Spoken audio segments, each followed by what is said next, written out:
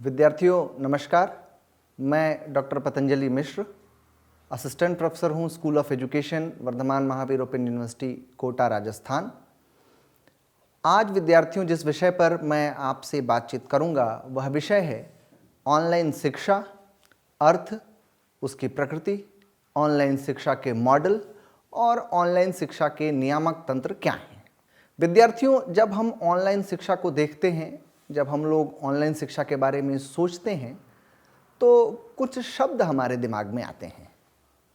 ये शब्द हैं internet, web, online, e learning, mobile learning आदि। लेकिन सवाल यह उठता है कि इन शब्दों से क्या मायने निकाले जाएं, इन शब्दों को किस प्रकार से देखा जाए, और यदि इन शब्दों को एक एक करके जब हम लोग समझते हैं तो उन शब्दों से आगे बढ़कर हम लोग ऑनलाइन शिक्षा को कैसे परिभाषित कर सकते हैं।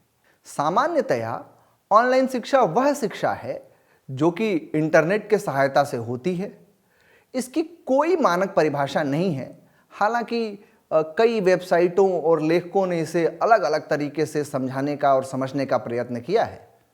एक उदाहरण यदि ले तो इंडियन एजुकेशन पर एक वेब लेख उपलब्ध है और इस वेब लेख में परिभाषित करते हुए ऑनलाइन शिक्षा को बताया गया है कि ऑनलाइन शिक्षा इलेक्ट्रॉनिक रूप से समर्थित अधिगम है जो कि शिक्षक और विद्यार्थी के मध्य अंतःक्रिया के लिए और कक्षा सामग्री के वितरण के लिए इंटरनेट पर निर्भर करते हैं।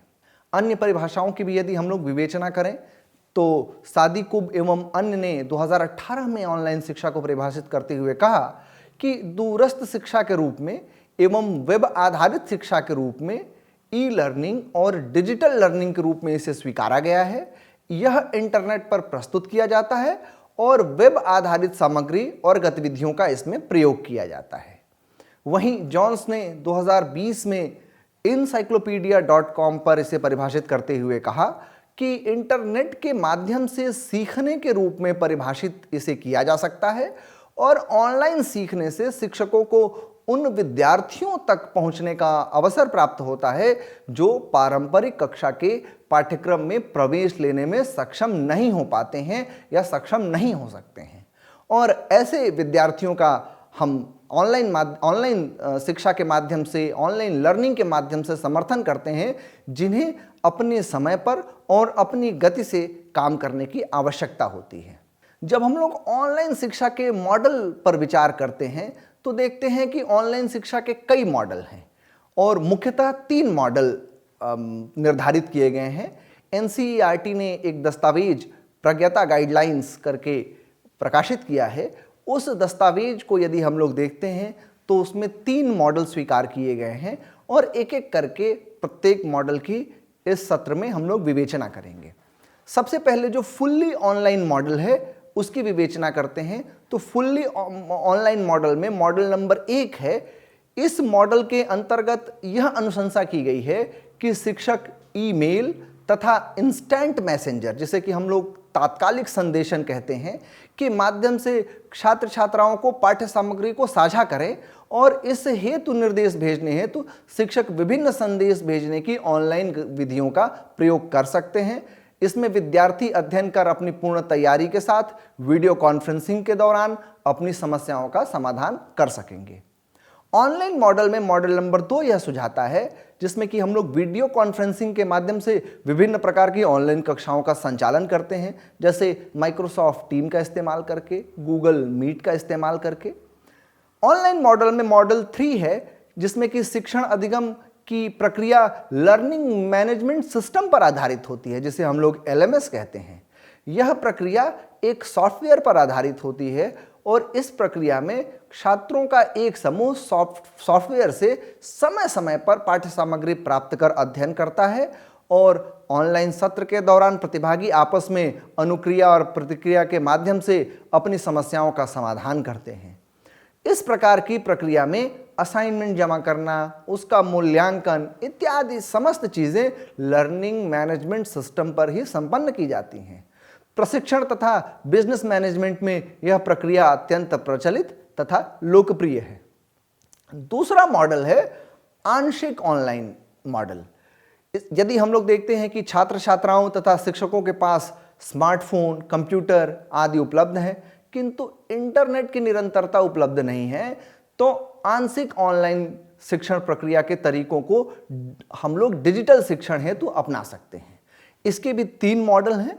मॉडल 1 सुझाता है, जिसमें कि हमारे देश में दीक्षा पोर्टल, ई पाठशाला, NROER तथा NDL जैसे प्लेटफॉर्म मौजूद हैं और इन विभिन्न प्रकार के प्लेटफॉर्म के द्वारा छात्रों तथा शिक्षकों की सहायता हेतु मुक्त रूप से उस पर सामग्री उपलब्ध किए गए हैं। यदि छात्र छात्राओं तथा शिक्षकों के पास निरंतर इंटरनेट की सुविधा उपलब्ध नहीं है, तो वे इंटरनेट की उपलब्धता के समय के अनुसार इन विभिन्न प्लेटफॉर्म से पाठ्य सामग्री को डाउनलोड कर पेन ड्राइव में ले सकते हैं, फ़ोन में ले सकते हैं या कंप्यूटर में सुरक्षित रख सकते हैं तथा इंटरनेट के उपलब्ध न होने की स्थिति में ऑफलाइन पाठ्य सामग्री का उपयोग कर सकते हैं। शिक्षकों को चाहिए कि इस प्रकार के डिजिटल मॉडल के प्रयोग हेतु विद्यार्थियों को प्रोत्साहित करें और विभिन्न प्रकार की गतिविधियों और अभ्यास के माध्यम से छात्रों को गुणात्मक शिक्षा देना सुनिश्चित करें। इसका मॉडल 2 है। आंशिक ऑनलाइन मॉडल में मॉडल 2 है। सेकेंड मॉडल है, इंटरनेट की निरंतर उपलब्धता न होने की स्थिति में शिक्षकों को चाहिए कि वे विद्यार्थियों को उपलब्ध पाठ्य सामग्री यथा पाठ्य पुस्तकों को पढ़ने को कहें और यथासंभव वे सप्ताह में एक या 2 दिन व्हाट्सएप या वीडियो कॉल या फ़ोन कॉल के माध्यम से विद्यार्थियों से वार्तालाप कर उन्हें निर्देशित करते रहें। इसमें आंशिक ऑनलाइन मॉडल में मॉडल 3 है। इस मॉडल के अंतर्गत विभिन्न प्रकार की CD तथा DVD के माध्यम से विभिन्न प्रकार की पाठ्य सामग्री को उनके वीडियो बनाकर विद्यार्थियों को प्रेषित किया जाता है और शिक्षकों को सप्ताह में कभी कभी ऑनलाइन माध्यम से छात्रों के विभिन्न प्रकार की समस्याओं का समाधान करना चाहिए और डाउट क्लियरिंग डे या डाउट क्लियरिंग सत्र का आयोजन इस प्रकार के मॉडल में अत्यंत प्रभावी हो सकता है। तीसरा मॉडल जो प्रज्ञता गाइडलाइन सुझाता है वह है ऑफलाइन तरीके से डिजिटल शिक्षा का मॉडल।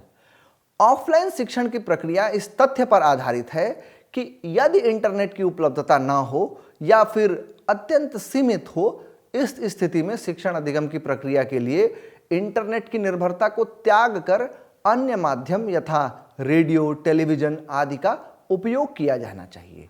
इसमें भी 3 मॉडल हैं, जिसमें कि दूरदर्शन द्वारा शिक्षण अधिगम प्रक्रिया को संचालित किया जाता है। इसका मॉडल 1 है।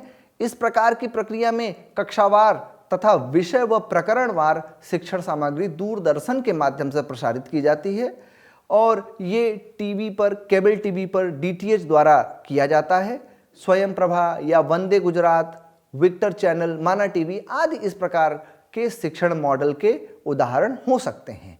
घर पर बैठकर विद्यार्थी इस प्रकार टेलीविज़न का उपयोग सीखने सिखाने की प्रक्रिया में सुविधाजनक रूप में कर सकते हैं। मॉडल 2 है, कक्षावार तथा विषयवार शिक्षण सामग्री तैयार कर उनके वीडियो को विद्यार्थियों को उपलब्ध कराकर उन्हें टेलीविज़न के माध्यम से अध्ययन करने की प्रक्रिया इस मॉडल के अंतर्गत सम्मिलित की जा सकती है। मॉडल 3 है, हम जानते हैं कि भारत एक विविधतापूर्ण देश है। कई सारे ऐसे जगह हो सकते हैं हमारे देश में जहाँ की इंटरनेट की उपलब्धता बिल्कुल ना हो, यहाँ तक कि हमारे देश में कई परिवारों की ऐसी स्थिति भी हो सकती है कि उनके घर पर टीवी की उपलब्धता ना हो। टीवी की उपलब्धता न होने के फलस्वरूप हो सकता है कि उनके घर पर केबल या DTH उपलब्ध न हो और ऐसी स्थिति में सामुदायिक टीवी का प्रयोग करके किसी सामुदायिक भवन में एक टीवी रखा हो सकता है और सामुदायिक टीवी का प्रयोग करके डिजिटल और ऑनलाइन शिक्षण की प्रक्रिया को संपन्न किया जा सकता है। विद्यार्थियों, अब हम यह समझने की कोशिश करेंगे कि ऑनलाइन शिक्षा के लाभ क्या हैं। हम लोग यह जानते हैं कि ऑनलाइन शिक्षा अब बहुत लोकप्रिय हो गई है, लेकिन लोग प्रायः इसके उपयोग को लेकर चिंता व्यक्त करते रहते हैं। यहाँ पर हम लोग इस बात पर चर्चा करेंगे कि ऑनलाइन शिक्षा का लाभ क्या क्या हो सकता है, उससे कौन कौन से लाभ हम लोग उठा सकते हैं। तो पहला लाभ है कि इसमें समय एवं स्थान का लचीलापन है, टाइम और प्लेस की फ्लेक्सिबिलिटी है। मुक्त और दूरस्थ शिक्षा, जिसे हम लोग ODL प्रणाली कहते हैं, इसी की तरह ऑनलाइन शिक्षा सीखने वाले को समय और गति के संदर्भ में लचीलापन प्रदान करती है। ऑनलाइन शिक्षा खुलापन और लचीलापन प्रदान करती है क्योंकि सीखने वालों के लिए कई विकल्प सहज उपलब्ध हैं। उदाहरण के लिए कार्यक्रमों की प्रकृति देख लें, उनकी अवधि में फ्लेक्सिबिलिटी देख लें, क्रेडिट की संख्या देख लें, प्रवेश के नियम देख लें, निकास के नियम देख लें, पास आउट के नियम देख लें इत्यादि। यह लचीलापन और चयन कई कार्यशील वृत्तिकों को और उत्साही जीवन पर्यंत शिक्षार्थियों को भारत और विदेशों में संस्थानों द्वारा दिए जा रहे ऑनलाइन कार्यक्रमों में प्रवेश लेने के लिए सक्षम बनाता है। दूसरा इसका लाभ है कॉस्ट इफेक्टिवनेस। शिक्षार्थी ऑनलाइन कार्यक्रमों और पाठ्यक्रमों में जब प्रवेश लेते हैं तो औपचारिक शिक्षा की तुलना में ऑनलाइन शिक्षा में कार्यक्रम का विकास करने की लागत अपेक्षाकृत रूप में न्यून होती है। सीखने की सामग्री, व्याख्यान या एक वीडियो ऑडियो आदि इसके निष्पादन और इंटरनेट डेटा लागत जो औपचारिक संस्थान द्वारा लागत के अनुरक्षण से कम है। भारत जैसे देशों में इंटरनेट डेटा लागत तुलनात्मक रूप से बहुत कम है और कार्यक्रम की समग्र लागत कम और सस्ती हो जाती है। कुछ विदेशी विश्वविद्यालयों के पाठ्यक्रम अपेक्षाकृत रूप में शुल्क शिक्षार्थियों की सीमा के भीतर होते हैं, खासकर यदि किसी सर्टिफिकेशन या यदि किसी प्रमाणीकरण की आवश्यकता न हो तब। ऑनलाइन पाठ्यक्रमों में समकक्ष व्यक्ति से सीखना संभव है, चूंकि विभिन्न संस्कृतियों समाजों के शिक्षार्थी एक साथ आते हैं, उनके अनुभव और कहानियाँ एक साथ साझा होती है, उनके कार्यों को टीम में दिया जा सकता है, सहयोगी और सहकर्मी सीखने की सुविधा प्रदान करते हैं, मुद्दों और समस्याओं पर एक दूसरों के साथ चर्चा किया जाता है, विमर्श किया जाता है और सभी प्रतिभागी एक दूसरे से सीखते हैं। यह एक पारंपरिक शिक्षण कक्षा में तो बिल्कुल संभव नहीं हो पाता है। ऑनलाइन कार्यक्रमों से मुक्त और दूरस्थ कार्यक्रम से अधिक लाभ होता है। वहाँ शिक्षक और शिक्षार्थी के मध्य अंतःक्रिया के लिए भी अवसर सहज उपलब्ध होते हैं। असिंक्रोनस टूल्स और video conferencing type synchronous tool जैसे डिस्कशन फोरम, जिसे हम लोग चर्चा मंच कहते हैं, इत्यादि शिक्षक और शिक्षार्थी के मध्य अंतर को कम करने में सहायक होते हैं और ऑनलाइन शिक्षण में लगातार फीडबैक दिया जाता है, लगातार प्रतिपुष्टि प्रदान की जाती है और इस प्रतिपुष्टि प्रदान करने के कारण व्यक्तिगत मार्गदर्शन के अवसर भी उपलब्ध होते हैं।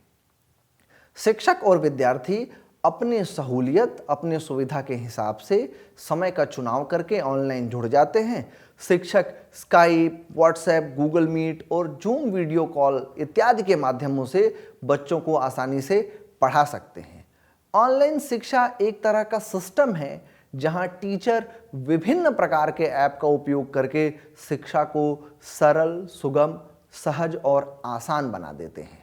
यदि भारत में हम लोग ऑनलाइन शिक्षा का भविष्य क्या है, भारत में ऑनलाइन शिक्षा की वर्तमान स्थिति क्या है, इस पर जब हम लोग विवेचना करते हैं तो यह पाते हैं कि भारतवर्ष में ऑनलाइन शिक्षा तेजी से बढ़ रही है। हाल ही में कई कंपनियों ने ऑनलाइन सामग्री प्रदाताओं और शिक्षण प्रबंधन प्रणालियों का विकास किया है। जनसांख्यिकीय लाभांश और इंटरनेट उपयोगकर्ताओं की बढ़ती संख्या ने इस उद्यम की ओर बहुत सारे सेवा प्रदाताओं को आकर्षित किया है। पहले से ही लोगों ने बैंकिंग, शॉपिंग और सोशल नेटवर्किंग के लिए कई ऑनलाइन सेवाओं का उपयोग करना शुरू कर दिया है और शिक्षा को हम लोग अब अगली बड़ी ऑनलाइन सेवा के रूप में देख रहे हैं।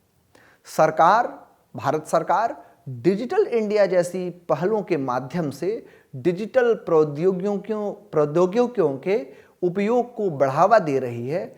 शिक्षा मंत्रालय ने स्वयं प्लेटफॉर्म, जिसका वेब एड्रेस www.swayam.gov.in है, के नाम से ऑनलाइन शिक्षा के लिए एक ऑनलाइन प्लेटफॉर्म लॉन्च किया है, जहां विभिन्न संस्थानों द्वारा विद्यालयी शिक्षा से लेकर उच्च शिक्षा तक के कार्यक्रमों की प्रस्तुति की जा रही है। यह प्रोग्राम जिसके लिए आपने अपना नामांकन कराया है, यह भी इग्नू के माध्यम से सहज रूप में स्वयं नामक प्लेटफॉर्म पर आपके लिए उपलब्ध है, जहां आप इस प्रोग्राम को करके अपनी जो दक्षता है उसमें वृद्धि कर सकते हैं। स्वयं का हेतु जो है, स्वयं का उद्देश्य जो है, स्वयं को शिक्षा के 3 प्रधान सिद्धांतों अर्थात पहुंच, समता और गुणवत्ता को प्राप्त करने के लिए निर्धारित किया गया है, डिजाइन किया गया है। स्वयं के माध्यम से उन शिक्षार्थियों के लिए सर्वोत्तम शिक्षण अधिगम संसाधनों तक पहुंच बढ़ाने का प्रयत्न किया जा रहा है जो सबसे अधिक वंचित हैं। वर्तमान में स्वयं 9वीं कक्षा से पाठ्यक्रम प्रदान करता है और प्रत्येक पाठ्यक्रम को एक 4 खंडीय क्वाड्रेंट में विभाजित किया गया है, जिसमें वीडियो व्याख्यान, ई पाठ मतलब पढ़ने की सामग्री आपको पीडीएफ फॉर्म में, चर्चा मंच जिसको डिस्कशन फोरम कहते हैं, और आत्म मूल्यांकन सेल्फ इवैल्यूएशन के लिए क्विजेज में बांटा गया है। 9 निकायों को उच्च शिक्षा में स्वयं पर प्रस्तावित कार्यक्रमों की गुणवत्ता सुनिश्चित करने की जिम्मेदारी भी सौंपी गई हैं।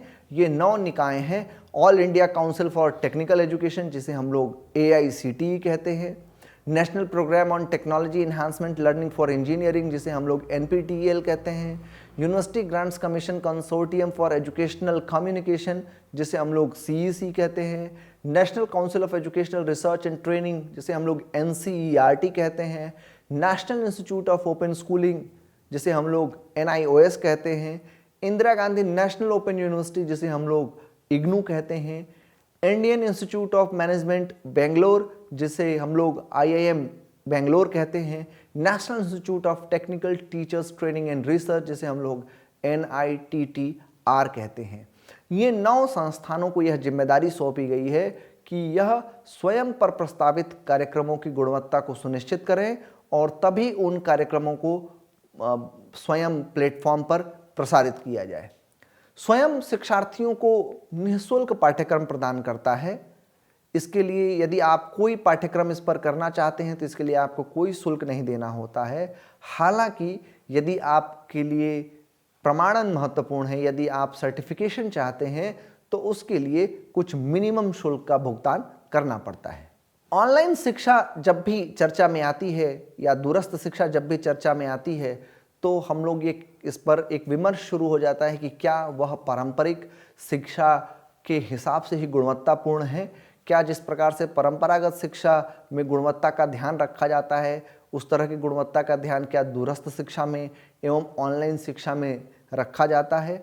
और जब भी गुणवत्ता को इंश्योर करने की बात होती है तो कोई ना कोई रेगुलेटरी मैकेनिज्म, कोई ना कोई नियामक तंत्र की आवश्यकता होती है। ऑनलाइन शिक्षा को भी व्यवस्थित ढंग से संचालित करने के लिए एक नियामक तंत्र की आवश्यकता महसूस की जाती है और भारतवर्ष में भी ऑनलाइन शिक्षा को रेगुलेट करने के लिए, ऑनलाइन शिक्षा को व्यवस्थित करने के लिए एक नियामक तंत्र की रचना की गई है। इसके लिए विश्वविद्यालय अनुदान आयोग अर्थात यूनिवर्सिटी ग्रांट कमीशन द्वारा ऑनलाइन शिक्षा को विनियमित करने का प्रयत्न किया जा रहा है, जो भारत में उच्च शिक्षा का शीर्ष नियामक निकाय है। और इस संबंध में 3 महत्वपूर्ण दस्तावेज हैं जो विभिन्न विनियमों की व्याख्या करते हैं। इन दस्तावेजों के माध्यम से ही जो भारतवर्ष में ऑनलाइन शिक्षा है उसको हम लोग देखते हैं, समझते हैं और उसको रेगुलेट करने की बात की जाती है। पहला, स्वयं के माध्यम से ऑनलाइन लर्निंग पाठ्यक्रम के लिए क्रेडिट फ्रेमवर्क विनियम 2016, विश्वविद्यालय अनुदान आयोग ऑनलाइन पाठ्यक्रम विनियम 2018 और विश्वविद्यालय अनुदान आयोग मुक्त एवं दूरस्थ तथा ऑनलाइन विनियम 2020। ये 3 ऐसे दस्तावेज हैं जो ऑनलाइन शिक्षा को रेगुलेट करने का, ऑनलाइन शिक्षा को व्यवस्थित करने का काम कर रहे हैं। स्वयं के माध्यम से ऑनलाइन लर्निंग कोर्सेज के लिए क्रेडिट फ्रेमवर्क विनियमन 2016 मूल रूप से विश्वविद्यालयों के विनियामक ढांचे में ऑनलाइन पाठ्यक्रम के एकीकरण को मान्यता देने की बात करता है। इसका तात्पर्य क्या हुआ? इसका तात्पर्य यह हुआ कि जिस प्रकार से विश्वविद्यालयों में कार्यक्रम संचालित किए जाते हैं उसी फ्रेमवर्क में एक ऐसा रास्ता तलाशने की कोशिश की गई है, एक ऐसा रास्ता ढूंढने की कोशिश की गई है जिसमें कि ऑनलाइन एजुकेशन को भी, ऑनलाइन शिक्षा को भी उसमें स्थान दिया जा सके। इस दस्तावेज का प्रस्ताव है कि प्रत्येक विश्वविद्यालय सेमेस्टर के माध्यम से प्रदान किए गए ऑनलाइन शिक्षण पाठ्यक्रमों के माध्यम से एक सेमेस्टर में एक विशेष कार्यक्रम में पेश किए जा रहे कुल पाठ्यक्रमों के 20% तक की अनुमति देगा। इसे एक उदाहरण से समझने का यत्न करते हैं। उदाहरण के लिए, यदि आप एमए हिंदी करना चाहते हैं तो, या एमए शिक्षा करना चाहते हैं, तो उसमें यदि 5 पेपर हैं तो 5 पेपर में से एक पेपर आप ऑनलाइन रूप में कर सकते हैं। लेकिन इसकी शर्त यह है कि विश्वविद्यालय के जो विभिन्न निकाय हैं, जो स्टैट्यूटरी निकाय जिसे हम लोग कहते हैं, जो विधिक निकाय जिसे हम लोग कहते हैं, उसने यदि इस क्रेडिट फ्रेमवर्क को ऑप्ट कर लिया है तो उसके लिए आप क्रेडिट अर्न कर सकते हैं और उस क्रेडिट को अर्न करके आप उस विश्वविद्यालय को आप बता सकते हैं कि हमने 20% ऑनलाइन माध्यम से अर्जित कर लिया है, तो वह विश्वविद्यालय आपको उसका क्रेडिट ट्रांसफ़र उपलब्ध कराएगा। इसका मतलब यह है कि किसी भी यूजी पीजी कार्यक्रम में किसी भी विशेष विश्वविद्यालय में पढ़ने वाला एक नियमित विद्यार्थी किसी भी विश्वविद्यालय द्वारा दिए गए ऑनलाइन पाठ्यक्रम को पूरा कर सकता है और उस पाठ्यक्रम के क्रेडिट को मूल विश्वविद्यालय में स्थानांतरित कर दिया जाएगा। विद्यार्थियों को नियमित पाठ्यक्रम के रूप में अपने मूल विश्वविद्यालय में उस पाठ्यक्रम को पूरा करने की आवश्यकता नहीं होगी।